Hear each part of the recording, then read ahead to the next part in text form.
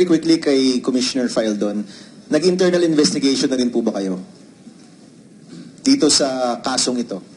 Yes, Your Honor. Yung mga napangalanan po ni Mr. Taguba, are they being investigated right now? Yes, Your Honor. The investigating service is now conducting that investigation, Your Honor. Although kasama rin sila sa mga napangalanan. Yes, Your Honor. Do you have an independent investigation within the Bureau of Customs regarding these individuals? In 2 weeks ago, Your Honor, I wrote a letter to the President requesting for an independent and full-blown investigation of this matter because I believe Bureau of Customs investigation may not be so acceptable to the public. Okay. I know that as early as 2 weeks ago. That's why I've requested the President to... At itong NBI investigation, ito na ba yung third-party investigation na tinutukoy po ninyo? Yes, sir. And that's why we will... we have discussed yesterday to also write a letter to the NBI DOJ to conduct an investigation of our own people mentioned in this investigation because I would really like to come up with a credible result of investigation involving our personnel, Your Honor. Just a final question, Commissioner Faeldon. Naniniwala ho kayo na dahil may naglalagay, nakapasok po ang shipment na ito? At this point, na marami na hong nagsalita, marami na pong nagsabi, yun po ba ay paniniwala rin ninyo? Na kaya nakapasok ito dahil meron pong naglalagay sa customs? Yung lagayan, as Mark Taguba has mentioned, I believe there is. And whether or not the specific payment made is the entry of these drugs is what I want to find out. All right. So because posible for the general entry of commodities, this TARA system have been there. I've heard about it even before I joined the Bureau. So I believe there is a TARA system in the Bureau to facilitate the entry of their commodities. Ng kung ano-ano. Pero hindi ho siguro drugs yan until maybe these shipments have come in. Yes, sir. That's why I really want to find out whether there are really people who have knowledge of this, the entry of these drugs to the country, Your Honor. All right. So, as a final question, kasi in aid of legislation lang kami, Mr. Chairman, marami ho nagsasabi, nagbubulong-bulong, hindi mo na maayos yung customs, no? Wala ka nang magagawa dyan. And I've said in public, kulang yung pagpalit ng tao. Kahit ho kayong lahat mag-resign, kung hindi po nagbabago yung sistema, ganun nun lang eh. So pag sinabi ho nating systemic, Commissioner Faeldon, ano talaga yung itutukoy natin na pagbabago sa BIR? I-privatize ba ito? Merong nag-suggest tripartite yung tumatanggap ng ating containers, merong open, transparent, open to the public. Ano sa tingin ninyo yung pinakamainam na paraan para matigil na po yung pagpasok ng mga droga at smuggled items sa ating bansa? Thank you, Honor. I believe this problem at the Bureau can be resolved easily. Easily? Yes, sir. Because these are all human, done by people. So we can resolve it. First is we have to address the issue of the structure of the Bureau. Now, because there are some functions there that are not covered by the current functions or the structure of the Bureau. That's why, based on the new CMTA passed into last year, we have already come up with the new structure of the Bureau. In fact, we have already submitted that at the Department of Finance for their review because there are very important functions of the Bureau based on the new CMTA law that is not covered by the current system. So restructuring is very important. Based on this restructuring, we have proposed, nasa DOF na po ito, the other important functions will crop up. Like the way we recruit our personnel, Your Honor. This is very critical in any law enforcement agency. The recruitment of personnel, because the root of all this evil at the Bureau is corruption. So we must be able to put in place a stringent process of selecting Pero, alam mo, personnel. Commissioner, if I may cut you lang kasi other senators want to ask also. Kulang ata yung pagpapalit lang ng tao. Because ang sabi nga ho dito sa likod umuulan ng pera dyan. Kahit sino tao lang pwedeng matempt, no? So, baka ho hindi sapat na tao lamang yung papalitan natin o struktura lamang, sistema ho yung kailangan ho nating palitan dyan, no? Now, maybe, because I'm sure si Chairman ho has other questions, Senator Lacson has other questions. Tingin niyo po ba, dahil sa nakakompromisong mga tao sa customs, kaya napadali ang pagpasok ng drogang ito? That's a possibility, Your Honor. So you're open to that possibility? Yes, Your Honor. At kung sino pa man yan, wherever they are, whoever they are, kanino pa man sila konektado, liable po sila sa pagpasok ng droga sa ating bansa? Yes, Your Honor. All right. Thank you, Mr. Chairman. I just have a brief follow-up. This case occurred May 17. And you found out about it on May 25th.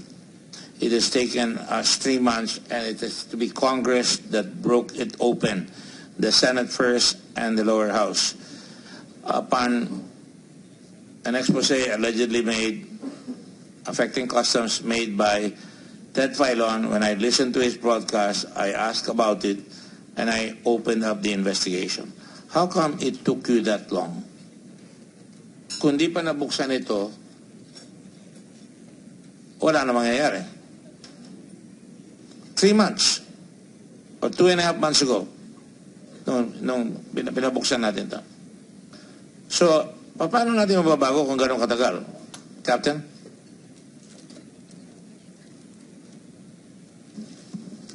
Yes, sir. My understanding, and this is the briefing to me by the intelligence service, is from the very day that is on the 26th, the custody of the drugs and the mandate to investigate the persons involved in this smuggling of drugs outside the Bureau, meaning the non-Bureau personnel, is no longer our mandate. That's why the investigation of the whole smuggling of drugs, that is my understanding from May 26, is no longer the mandate of the Bureau, but the mandate of the other law enforcement agencies. Let me, I'm sorry, I have to interrupt you.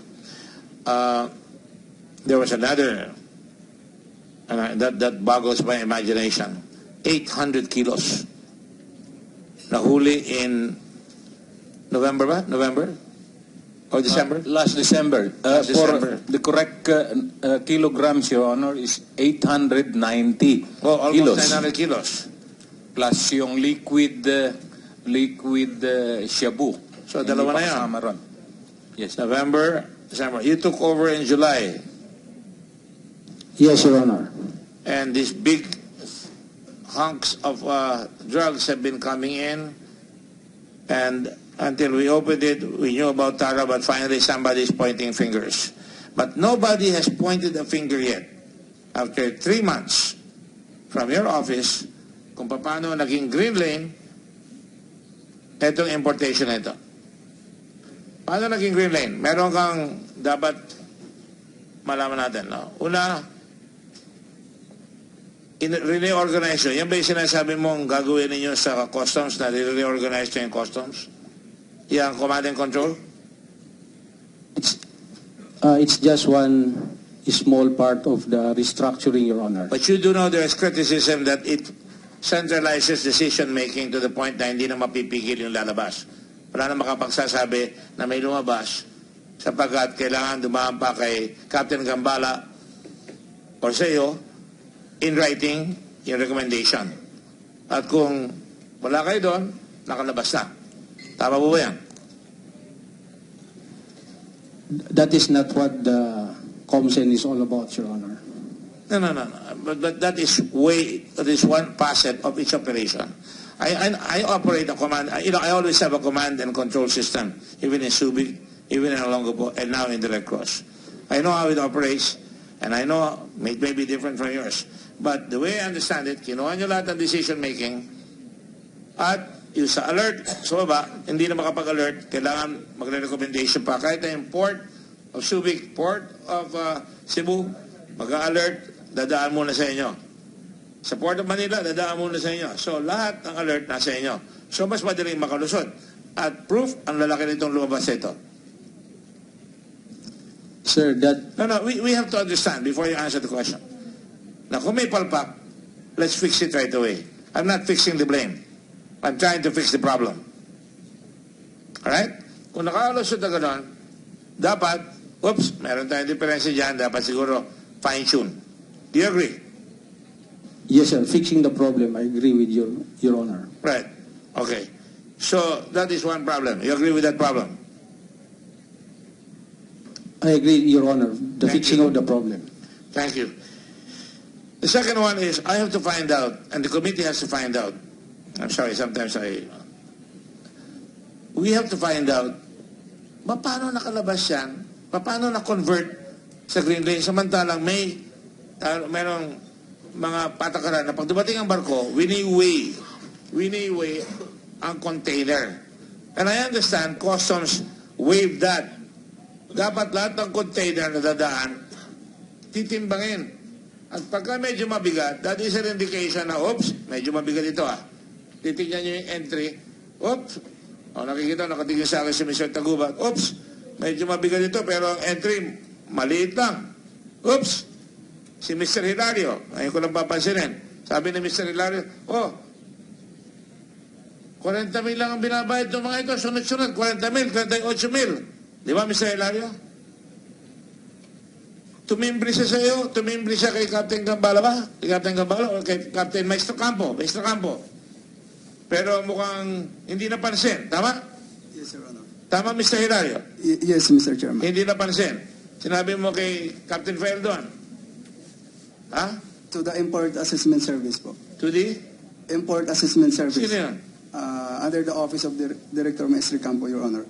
And that office is also under the command center, which is run by Liv. All right? So now, having said that, having clarified that, has that been clarified? You have not really resigned, right? You're waiting for the president who appointed you to accept your resignation, correct? Yes or no? Yes, Your Honor. Yes or no, Colonel Sergeant? Yes, Your Honor. All right, having said that, and I don't have, do you want me to define what courtesy resignation is here under the law? Under jurisprudence? No need. You accept this. You accept my word for it. Thank you. Now, having said that, you claim Mr. Hilario was not telling the truth. Please explain. When Mr. Hilario said that he told you na meron nangyayari na Yes. na pumapasok na nasa green lane na 40 mil ang binabayad lamang. Na dati-dati, 120 dapat ang papasok sa gobyerno. Ngayon, 40 na lang. Yes, sir. First and foremost, regarding the selectivity, I don't know anything about that. But the second point is, I'd like just to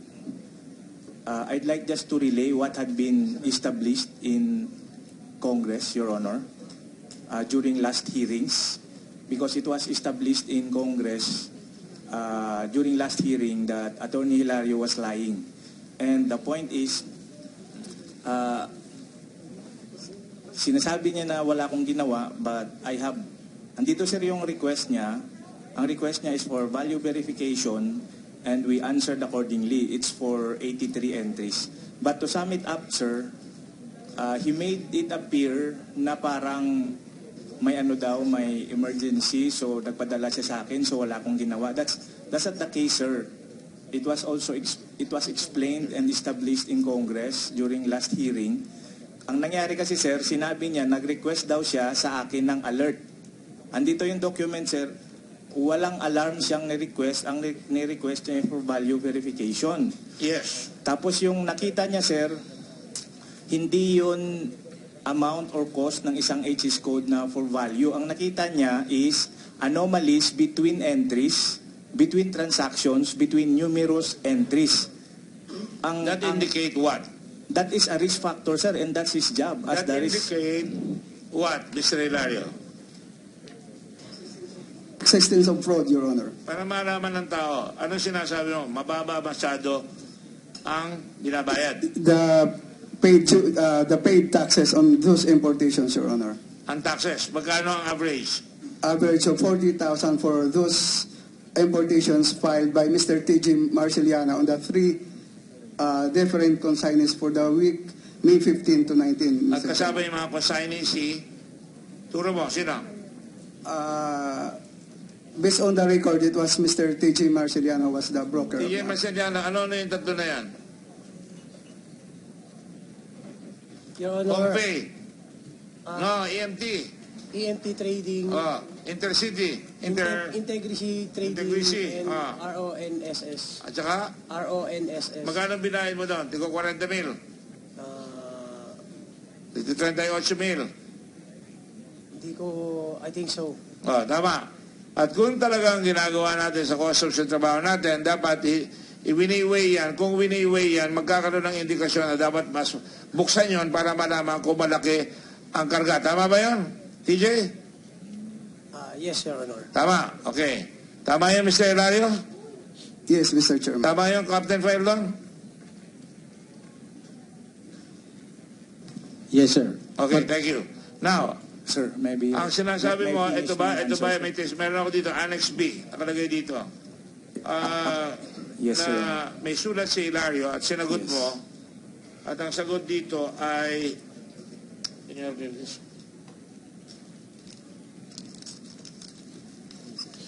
respectfully returned, and I have to Deputy Commissioner Gerardo Gambala,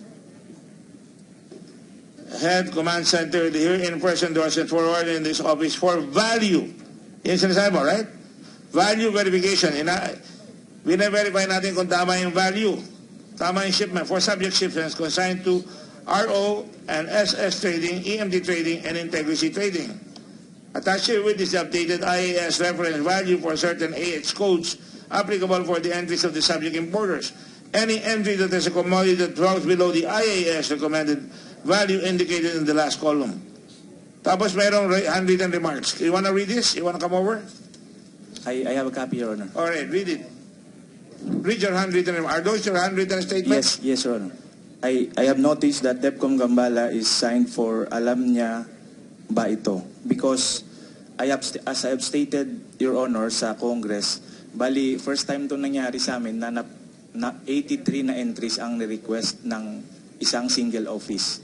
That's why I have to say this kasi ang pangalan nakalagay, Deputy Commissioner Gambala, tapos pinirmahan ni Larry. Sir, I'd like just to make clarification para hindi ma-mislead yung ano, sir.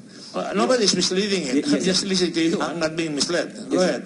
Ang trabaho kasi ng office namin, sir, bawat HS code, titingnan namin kung tama ba yung rate of duty, yung bayad.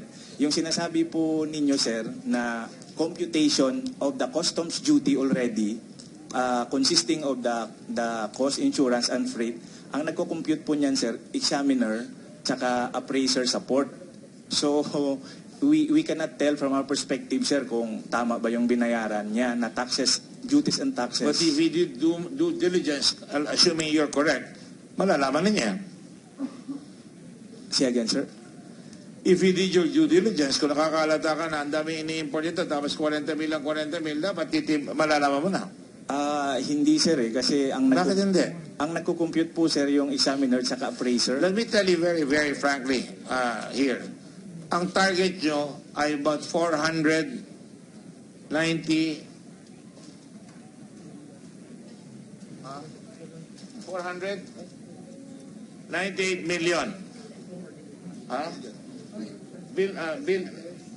Billion.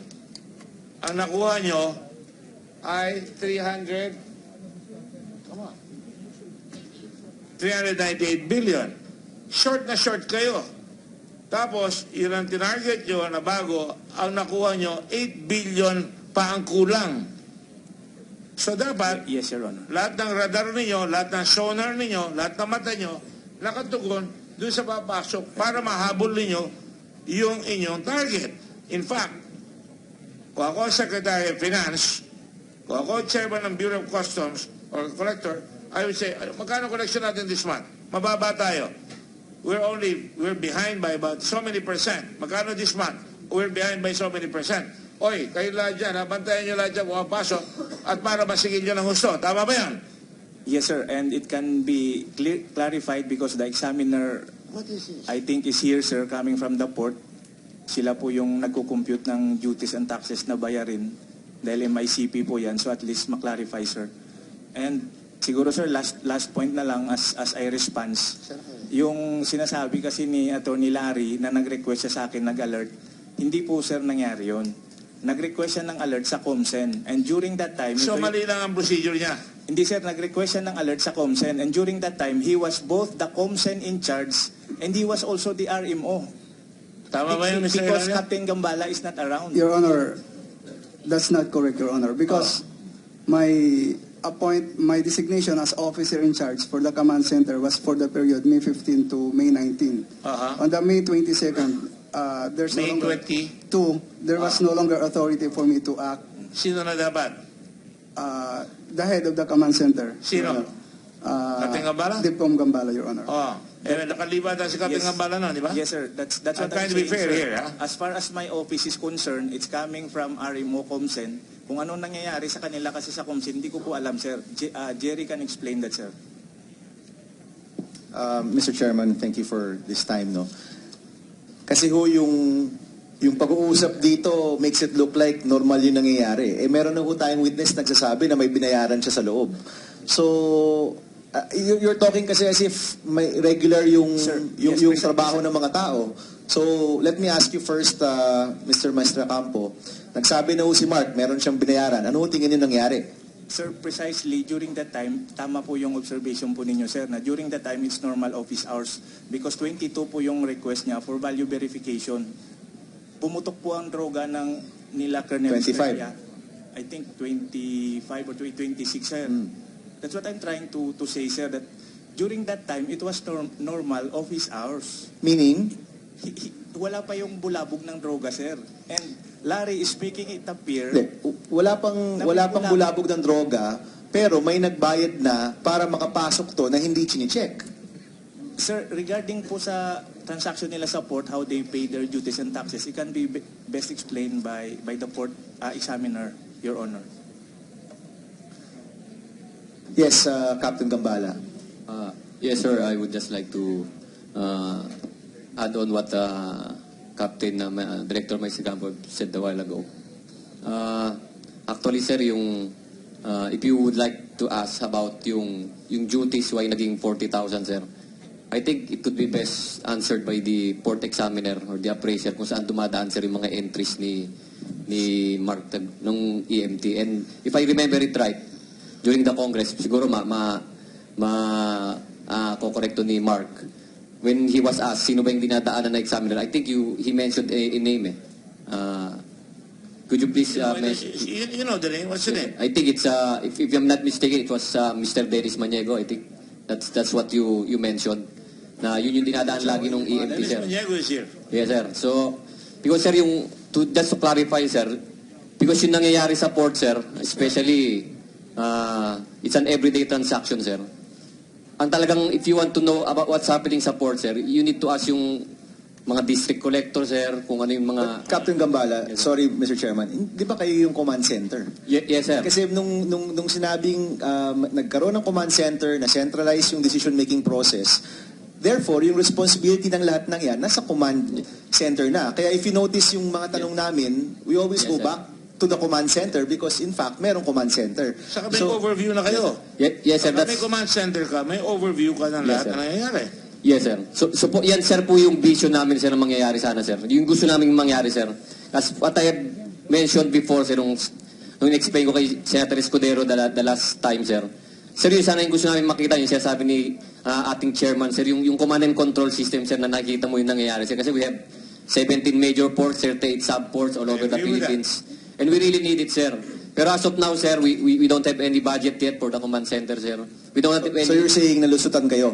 That's your story, nalusutan ng command center nitong transaction na to? As far as I could say, sir, yun po ang nangyari ngayon, sir. All right, if I may. First of all, I agree with the concept of a command and control center. Yes, sir. I'm with you on that. Second, there is no official status of a command and control system right now. Is that correct? Yes, sir. In fact, there is no permission from the Secretary of Finance for the command and control system officially. Is that correct? Yes, sir. Yeah, I can see Mandy Anderson there nodding her head. All right? So, ibig sabihin, walang official na status yung command and control center. That is why, ang lahat na makausap ko, pardon me, no? Yes, sir. Alam mo ko, tinatanong ko kung anong totoo. Hindi ako basta kikiling kahit na kayo, hindi ako kumikiling kahit na. Ang sinasabi sa akin na at ang sources ko, harapan ko, sa telepono, mga tao tumatawag sa akin, kasi ginawa nila yan, sinarili nila. So mukhang magdududa kami. Sinarili nyo. Pagbabago, pag may nagbago, sabihin sinasarili nyo. Pero the fact of the matter is, sadly, nalusutan kayo ng napakalaking bilyon halaga ng droga at bilyon halaga ng droga nung December ulit. So lumalabas, ang daming lumulusot. At ang performance, ang customs bumaba, imbis na tumaas. So something is wrong. Now, it's unfair na sabihin ko na kasalanan niya kaya bumaba dahil kauumpisan nyo lang. I will even go as far as this. Panay military kayo, kailangan talaga marunong dyan. Ang tanong ko sa inyo, simple lang, under the new law, is it not true that dapat ang majority ng i-appoint na deputy commissioner ay dapat galing sa career? Do you know that? Captain Gambala, do you know that? Captain Faeldon, Yeah. do you know that? Under the CMTA, sir, yes, sir. And is it the fact that it is not so na karamihan ay inyong mga kasama na mga kapitan, etc. etc. That's natural. Alam nyo, tayo pumapalpak eh. Sa immigration, pumalpak. May magka-vista. May magka-brad. Kaya, nadali tayo doon sa immigration. Di ba? Napanood nyo naman yan, di ba? Mag-brad sila. Abay, nahuli ng dala-dala yung malay-maleta eh. Binabalidate pa. Yun ang sinasabi mo eh. Colonel Estrella. Lahat binabalidate. Nahuli na may maleta, binabalidate pa rin. Tapos ngayon, ito na naman tayo, magkakasama kayo, violation of law na dapat, majority dapat, ay talagang dapat career. Ang totoo niyan, mas marami yung niligay nyo na hindi career. Tama o hindi? No, sir. Tama? No, sir. As far as I know, sir. No, are you sure? We counted it. The fact of the matter is, I'll find out it the from majority is not career. Is there any civil service eligibility? That would be my second question now. Or is there a CESO? Because that is the rule again.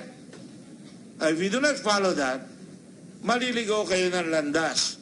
I've been in the government for a long time, and alam ko, kung bisa nagmamadali ako, nadadaparin ako paminsan-minsan. Pero dito, hindi pwedeng lumagapak ng ganyan na mapipilitan tayo magbayad ng mas mataas na buwis dahil nalulusutan tayo. Samantalang kung yung kinuha ni Taguba ay nasingil natin, 97 billion yun ang kukunin sa excise taxes. 98 billion ang makukuha, 97 billion ang kailangan ng gobyerno sa excise taxes. Ito talagang ang laking black eye ninyo. Hindi lang black eye, black eyes. Ayun, masisisi nyo ba kami kung ganito ang dating? Sir. Yes. I accept the fact, sir, that meron po kami mga pagkukulang, sir. Merong mga weaknesses yung system, sir. And of course, sir, we don't sit in complacency. We do things that we think we could improve our system, sir. Pero I don't know kung nandito pa po si Senator LACSON, sir. I don't know. Nabalik siya. Yes, sir, because if I remember it right, sir, the first thing he asked when nung nagsimula po tong hearing na to, sir, is, and I keep watching it, sir, dun sa YouTube, sir, kasi kailangan masagot siya, sir. Yung question, sir, bakit nag-green lane, sir? That's the question, sir. Yun yung unang-unang question, sir. Yes, yun ang sinabi ko. And I hope Attorney Hilario is a good friend of mine. During sa yung time namin, sir, na magkasama kami sa Bureau of Customs, he is an old-timer, sir. That's why I depended on him for legal advices, sir. And I think he could answer that, sir. Kasi siya yung chief ng RMO. I'll take your word for it. Mr. Hilario, can you answer it? Yes, Mr. Chairman. Huh? Answer that, Your Honor. Go ahead. Your Honor, based on my understanding, the default mode for the selectivity system is green for all importations coming in. When I assumed into office as the chief of the risk management office, I studied the mandate and the functions of my office. The primary function of the RMO is to conduct a continuing study and profiling of importers, brokers, and stakeholders. Second is the updating of the selectivity parameters. Your Honor, selectivity parameters, Your Honor. Your Honor, I came across with the United Nations Conference on Trade and Development, which is very critical in this issue, Your Honor. Under the World Treaty Agreement on Trade Facilitation, Article 7.4, it states that each member shall design and apply risk management in a manner as to avoid arbitrary or unjustifiable discrimination or a disguised restriction on international trade. Your Honor, when assumed into office, as I evaluate the existing RMO risk management system, I noticed that every new consignee that is being accredited by the Bureau is automatically selected to red. Based on my understanding on this treaty agreement, Your Honor, it is discriminatory. Because the key... No, we're not after your assumption on discriminatory. You answered the point of Mr. Gambala. Mr. Gambala's point is you made a mistake. You're not telling the truth na ang sinabi mo lang ay value. Ang sinasagot mo yung UN Declaration. UN Declaration is for trade facilitation and to lessen corruption by lessening the bureaucracy. There are guided parameters, stage parameters, and there are rules para mabilis ang pasok. Now, will you please answer the question? Your Honor, the importation of AMT. EMT. AMT, Your Honor. EMT. EMT trading was unchecked because as of that time, there was no information that was provided to me that this company indeed already exists. Are you the one responsible for putting them in the green lane? Before, yes or no? No, Your Honor. You're not. Do you agree, Mr. Gambala? Answer the question. No, sir, because he is responsible to put parameters and data on the selectivity system. Is he the one in charge of putting somebody on the green lane? Yes, sir. You can monkey around with the computer. He is the one who is in charge to put the name of the people who should be in the red lane, sir. The name or the company, parameters? Sir. The parameters and the data, sir, of the company. Parameters and data are different from name. Yes, sir. Yes, sir. Which is which now? Because when you put a parameter... Which? Parameters and data or names? Yes, sir. Because if you will put a parameter, sir, like for example, sir, country of origin and tariff heading, that's your parameter. But you should put new importer or sole proprietor, that's your parameter, sir. The computer will not be able to identify every time a lodgement is an entry is lodged, sir.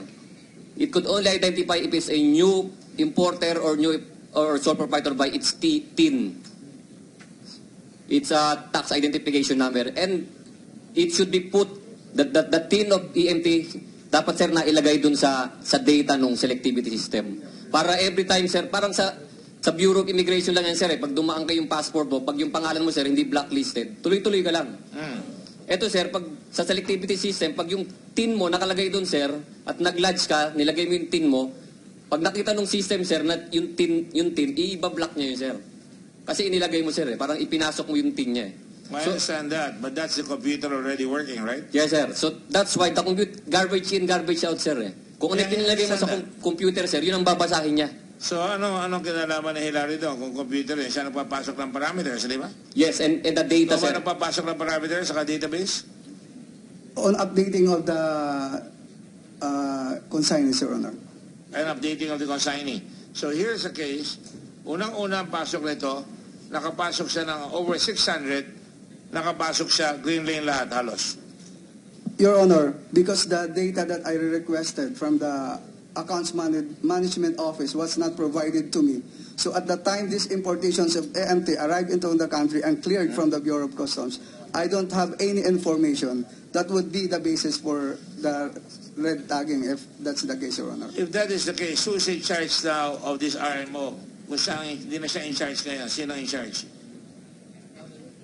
Sa lang ang tatanungin ko dyan, Yes, sir. Bakit tapos yun nang mahuli sila ng May 24 na lumabas sa green lane to? Bakit May 29, June hanggang July, nagpapalabas pa itong EMT at green lane pa karamihan, especially in June? Explain that to me. It should be what I know, sir, is when this case happened, sir, the accreditation of EMT was already suspended, sir. I'll show it to you.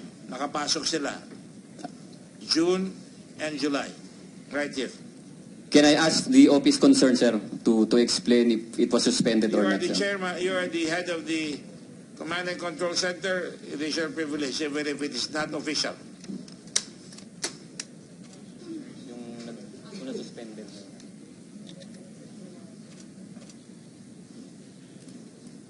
Can I ask our account management officer, sir? Ang laking bulilyaso niyan. Nalaman ninyo, may konting aking dyaryo. Ang dyaryo lumalabas madaling araw. Hindi lumalabas sa dyaryo sa harap. Mukhang may dumoktor doon sa talagang pinigil yung daytime at saka panay halos madaling araw lumalabas yung balita na pinakamalaking nahuli sa customs. Lumabas 1:30 in the morning, lumabas ng 2:30 in the morning, pero hindi nakita sa front page ng dyaryo. Yung isang gusto kong talaga yun kung normally kung may nahuling ganyan, dapat ang lalaki na ng litrato ng PIDEA, laki ng hall, ng NBI, ng customs, nasa dyaryo na yan, front page, ang laki-laki ng hall na nahuli. Dito hindi lumabas. Pero ang hindi ko maintindihan, ang laki ng putok na ito, dapat hindi na nakalabas yan. Nakalabas pa According to our account management officer, the EMT trading was already suspended effectively May 30, 2017, sir. May 30, sir. Basahin mo nga ito.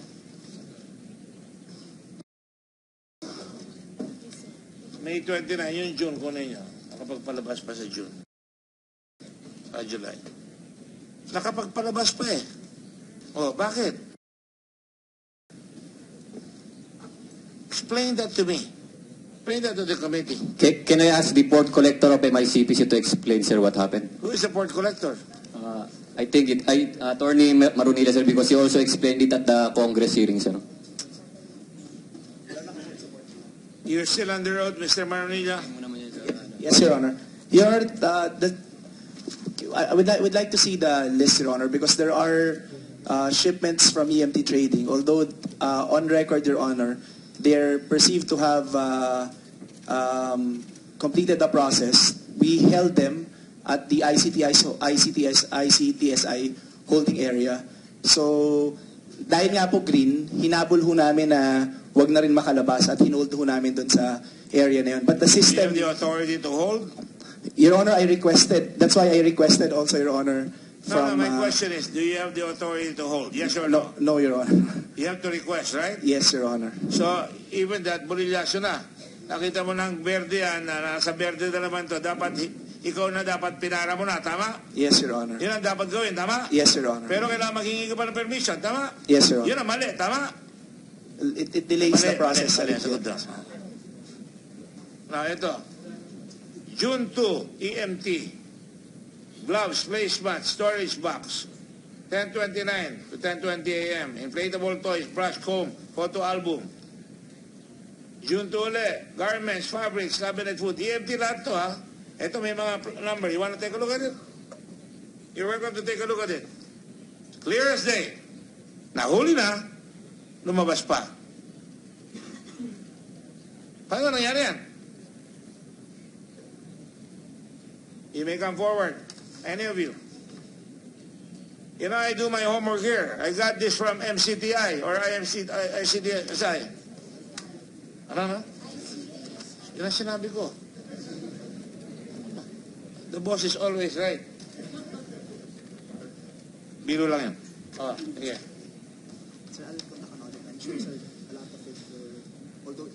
Speak to the microphone. Sir, in the system, sir, would sometimes say yes, it's gate out, sir, because if it's green lane, sir, there is no all examination flags are up.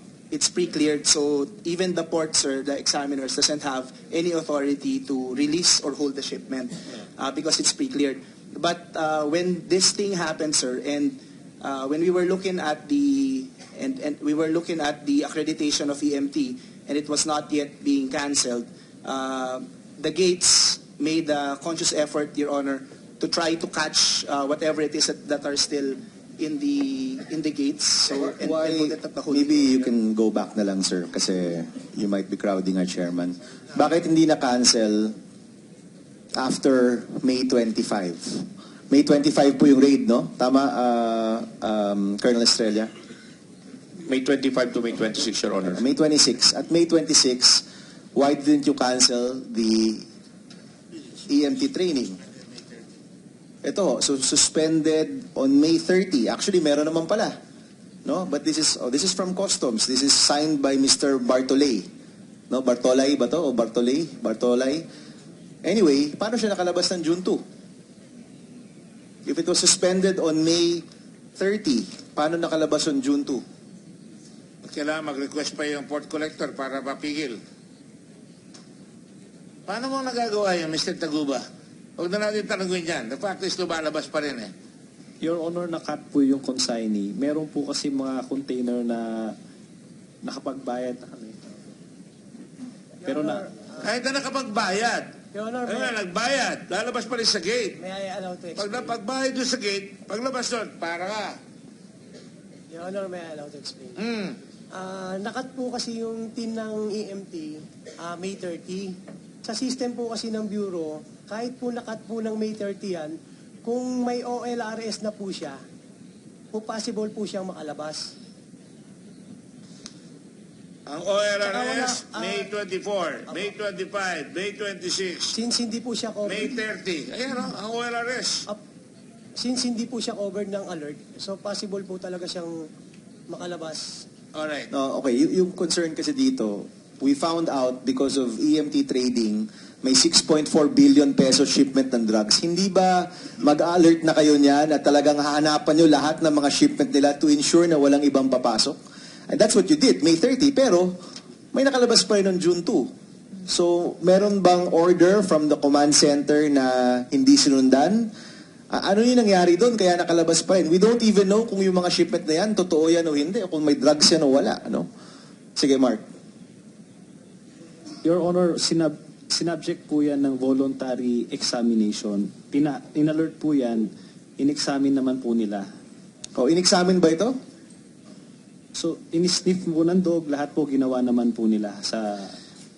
Okay, so it was examined. 100% examination, Your Honor. Walang plus, cylinders. Plus X-ray, plus it was all the contents of the shipment was sniffed by the drug sniffing dogs of the ESS. Itong shipment ba na yan, Hong Fei rin yan? Hindi na.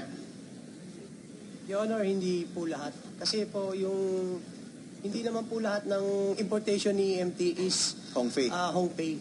Sandali kahit na ba sabihin ninyo, basta't pumutok na yan ng May 25, yan nalaman nyo May 26, common sense yan, pigil lahat yan. Common sense. Wala na yung OLRS. Nahuli na nga yung drugs eh. Magpapalabas pa kayo sa same company? Ano ba tayo? Baga tanga? Are you trying to fool us? Pakulong na kayo lahat ngayon eh. Now, sino ang IAS dito? IAS.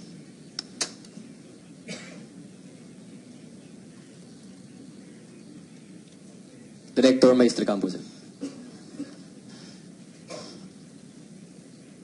Si Maestre Campo ba, binibigyan mo? Di ba, sinabi mo? Your Honor, ang sabi ko po, yung Tita Nani po yung binibigyan ko.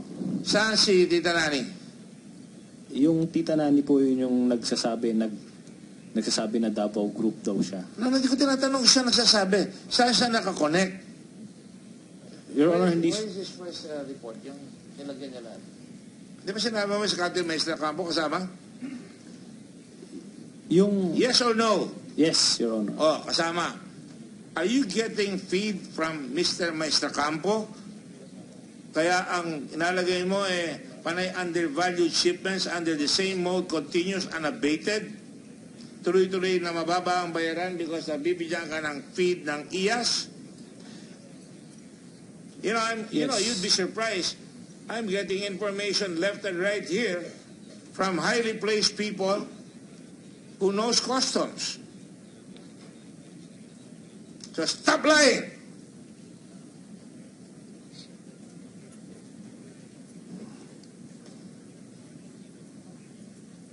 Oh. Yes, Your Honor. So binibigyan ka ng feed ng IAS, yung sa HS, yung sa tinatawag na HS, para bumaba. Yes, Your Honor. Now, nasa si Reiner Ragos. Bakit ba hindi mai-produce si Reiner Ragos? Did we not subpoena Your that Honor, guy? Your Honor, Your Honor, pabalik na po siya ng Manila, nilibing lang po niya yung kanyang ama na namatay nung nakarang linggo, Your Honor. Ang ilang ama na yun namatay na yan. I'm sorry to be very, very sarcastic here. It's not my nature.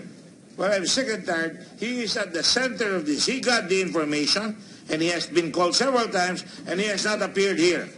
Your Honor, may be recognized. Can I lawyer for myself, Your Honor? Hindi po kami magkakilala ni Mark, Your Honor, and wala po kaming binibigay na HS. Yung HS code po, nasa libro po yun, sir, open source. I'm appealing to you, sir, because my name was wrongfully I know, I saw you on TV, and I felt for you. And that's why I'm giving you all the opportunity. It's not my pleasure here to put people under scrutiny until they start lying, until they start telling me things that insult the imagination and intelligence of this committee. Yes, Nag-aaral kami dito, lahat to, puyat to mga ito. Kagabi puyat kami lahat. Yes, Your Honor. Ilang linggo na yan. That's why, Your Honor. Kaya pag sinasabi sa akin ni Captain Faeldon, I have to protect my men, they work hard, I understand that. Yes, Your Honor. Pero kung pumapalpak, I have to call a strike the way I see it. Yes, Your Honor, I agree. But in that case, Your Honor, that's why I also expressed my intention sa Congress na kung sino yung tita nani na yan. Because apparently, from my perspective, I really don't know Mark, but apparently may gumagamit ng pangalan ng IAS to collect money on the All right, and that is why, again, Captain Maestracampo, 3 buwan na ito hanggang ngayon wala pa kayong resulta. Sabi sa mga doktor, physician, heal thyself. Kung may sakit kayo, huwag nyo kami hintayin gamutin kayo, dapat gamutin nyo na kagad yung sarili nyo. Kung hindi nyo ginagamot yung sarili nyo, pag dumating kami, talagang matatamaan kayo ng gusto. Fair? Yes, sir. That's why... Pero 2-3 buwan na yan. Sir, ang dami na nagputukan, no? Yes, sir. From my perspective, sir, yung pangalan ng unit namin na IAS, kanina, sir, may mga katanungan po sana na sinasagot na ni Mark, yung small or sino yung mga tao na yun, because I also would like to find out who is using the name of our unit, sir. Mark Taguba is here. Oh. Yes, sir. Bali, kanina po may katanungan na patungkol dun. Dun po kasi nag-emanate yan yung tita nani, small, yung... Kaso kanina, sir, may tinatanong na sa kanya nung first part. Diyan po kasi nag-emanate yun, sir. These are specific information being sent by people who know customs. Yes, sir. As for the record, sir, hindi po kami nagbibigay ng kahit anong... Well, I hope not, because that will have to be found out. This is not a criminal investigation. Yes, Your Honor. This is an investigation in aid of legislation, but principally to make people who are supposed to be accountable in government accountable for malfeasance, misfeasance, and non-feasance. Yes, Look Your it up in the dictionary. Yes, Your Honor. And I'd like to... Kaya kung kayo hindi nyo ginawa ang trabaho nyo, dali kayo rito. Kung mali ang paggawa nyo ng trabaho, dali kayo rito. Kung mali ang paggawa nyo at talagang meron kayong malintention, tama rin kayo dyan. You know, I don't find happiness in this. None of us do. We respect all of you until you disrespect yourselves. And you have to acquit yourselves here. That's why this is a hearing.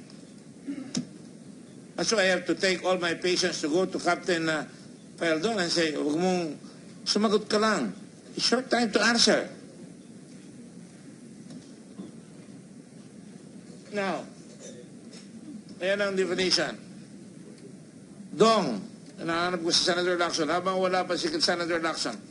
Because alam ko, meron siyang ilalabas dito malaki. Ikaw ba iniimbestiga ng pulis sa Cebu? Your Honor, hindi ko po alam. Hindi mo alam? Hindi mo alam? Are you sure? Do not lie. Hindi po talaga.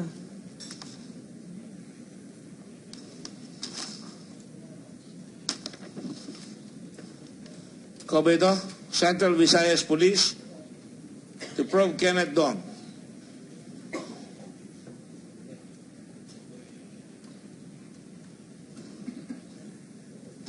Hindi ko po alam na bakit ako You have all kinds of pictures. Pati ako, biglang lumabas yung litrato ko. Hindi ako nagpakuha sa'yo nung iniimbestiga ka namin eh. Biglang lumabas yung litrato ko, kasama ka.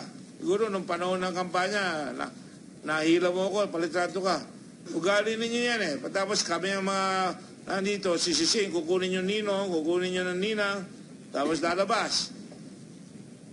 Pati yung si Mr. Teng. Ipakita nyo nga yung litrato ni Mr. Teng at pakita lang, patranslate nyo doon sa tao kung ano nakalagay doon sa sign na nakalagay doon sa likod nila. Yung litrato ni Richard Cheng. So you are being investigated right now by the police, not only for drugs, but for for other issues. Right? Right? Opo. And there are other issues upon which you're also involved of a personal nature, which I'm not going to divulge here. Sorry, Tagalog lang po. Hindi naman bibisto ko na pag sinabi ko sa Tagalog. Gusto mo sabihin ko? Di ba may problema ka rin sa personal? Yes po. Oh, sige, huwag na natin pag-usapan yan. So, in other words, ayan. Si Captain Faeldon. Hindi ko maintindihan, Captain, eh. That was a poor,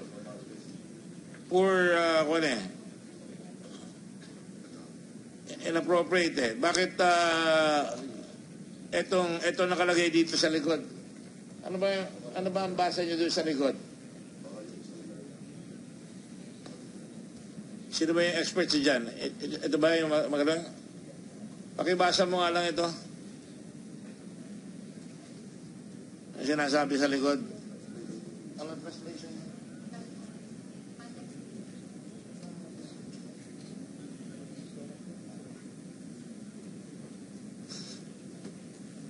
Kurikin nyo na lang ako. Sabi, knowing good people is good for your business and good for your connections. In other words, having a network.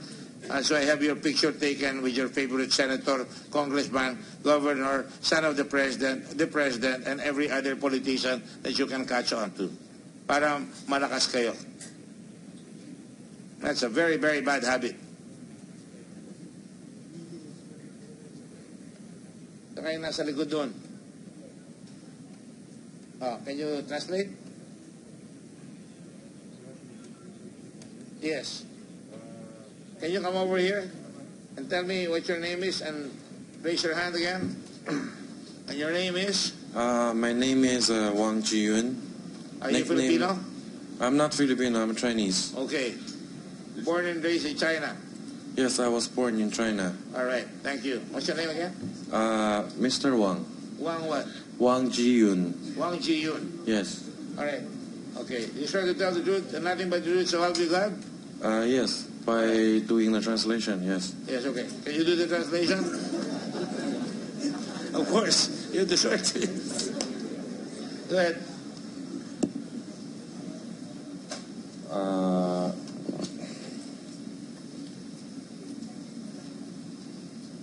Let me qualify you first. You're translating for Mr. Manny, right? Yes, but I'm kind of nervous here. Thank you.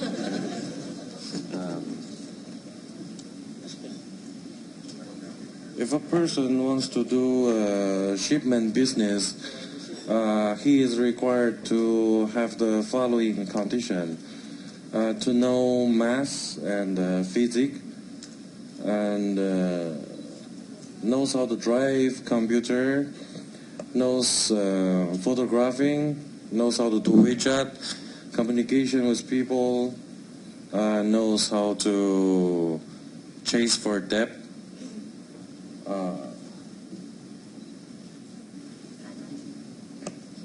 knows money transactions, knows accounting, financing, knows how to negotiate price, drinking tea, drinking alcohol, knows how to sing, and nice talking, knows how to play cards, can stay all night long, can wake up early,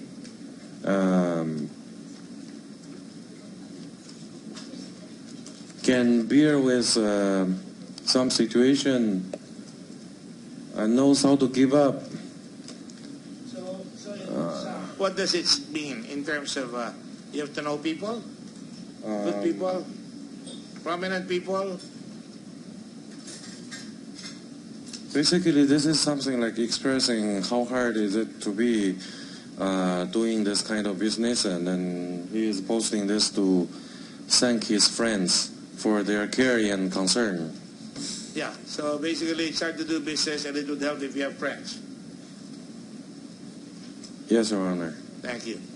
And what is that one in the back? Signify 1898? Is that just the association?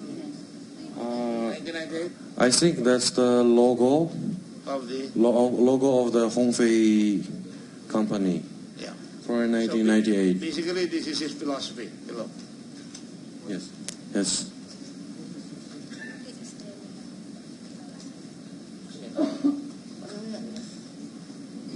Is that the same? The case of Colonel Estrella, can you show the picture? No, this is something like WeChat. He's putting it on WeChat, right? I think this is a post from WeChat, and the Chinese word here are the same. Okay, same, the same, they're the same. Same as there, yes. So basically the same. Work is easier, less harder if you know people. So yung mga kandidatong senador, kandidatong governor, huwag kayo magpapalitrato basta-basta kung di nyo kilala. Nakakatalo yun. Anyway, yeah.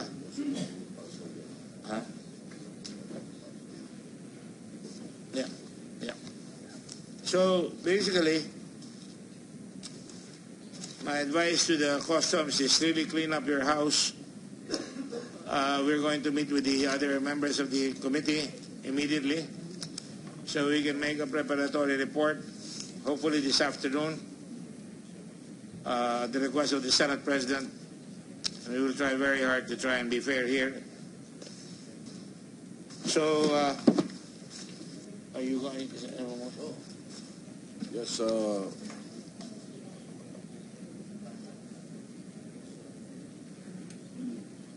Mr. Chairman. Yes. May I move that the committee prepare a preliminary report so that we can wrap up this issue at the soonest possible time. So perhaps you can take it up with the entire committee later.